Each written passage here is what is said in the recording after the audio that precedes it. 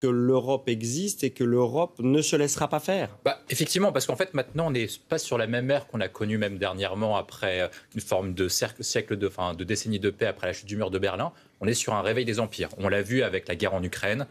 Un empire a des prétentions territoriales, il y va directement, sans même prévenir, sans même déclarer la guerre. Il déclare une opération spéciale et il y va. L'objectif, notamment pour l'Union européenne, face à Donald Trump, et Donald Trump teste la résistance des Européens, et si Donald Trump met ses menaces à exécution, je pense qu'il teste la résistance des Européens. Est-ce que la France va intervenir? Est-ce que l'un des autres pays de l'Union européenne va intervenir? Est-ce que d'autres pays de l'OTAN vont mettre militairement des troupes pour défendre le Groenland et pour soutenir le Danemark? Jusqu'à présent, et pour l'instant depuis les déclarations de Donald Trump, aucun chef d'État, aucun chef de gouvernement n'avait soutenu aussi fortement le Danemark et le Groenland. Donc ça, c'est le premier point. Donc pour Emmanuel Macron, il s'agit de montrer que l'Union européenne est capable de soutenir, même militairement, même d'un point de vue diplomatique, le Danemark dans sa possession du Groenland. Le deuxième point, quand même, c'est aussi de démontrer que, et c'est ce qu'il dit depuis son discours de la Sorbonne, que l'Union européenne a un objectif qui est stratégique. Or, la bataille du Groenland est une bataille entre les États-Unis, la Russie et la Chine pour deux choses, le contrôle des terres rares et le contrôle des puissances maritimes.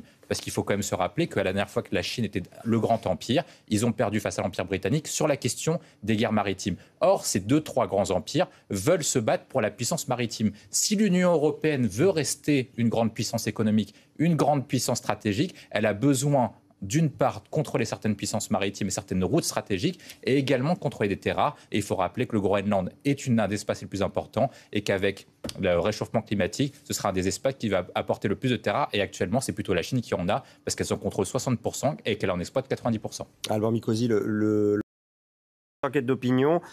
Pour le reste, c'est pas terrible, mais là-dessus, les Français lui font confiance. Oui, Emmanuel Macron a une difficulté. Depuis un an et depuis la dissolution qui a quand même peut-être acté la fin du macronisme, Emmanuel Macron est en baisse dans toutes les enquêtes d'opinion. Le seul moment où il est remonté, c'est au moment où il a affronté Donald Trump, au moment de son altercation avec Zelensky, où il a commencé à reprendre des points sur la question internationale.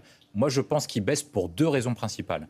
La première, c'est qu'il n'a pas compris le message politique des élections législatives de 2022 à 2024 et celle de 2024. En 2022, les Français lui ont dit « Vous êtes réélu parce qu'on ne voulait ni de Mélenchon ni de Le Pen, mais on n'était pas en accord avec votre programme. C'est pour ça que vous avez eu uniquement une majorité relative. » Ça, il n'a pas entendu ce premier message. Le deuxième message de 2024, c'est que les Français ne veulent pas qu'il ait la main et qu'il dispose des pouvoirs absolus, donc à la fois le pouvoir exécutif et le pouvoir législatif, et qu'il doit composer notamment avec des alliés et de gauche et de droite. Donc tant qu'il ne comprend pas ça, il va perdre des points. Je pense que le deuxième paramètre qui est très fort, parce que quand vous regardez précisément l'enquête, l'endroit où il perd le plus de points, c'est auprès de l'électorat bloc central, l'électorat républicain. Je pense qu'il lui reproche deux prises de position précises.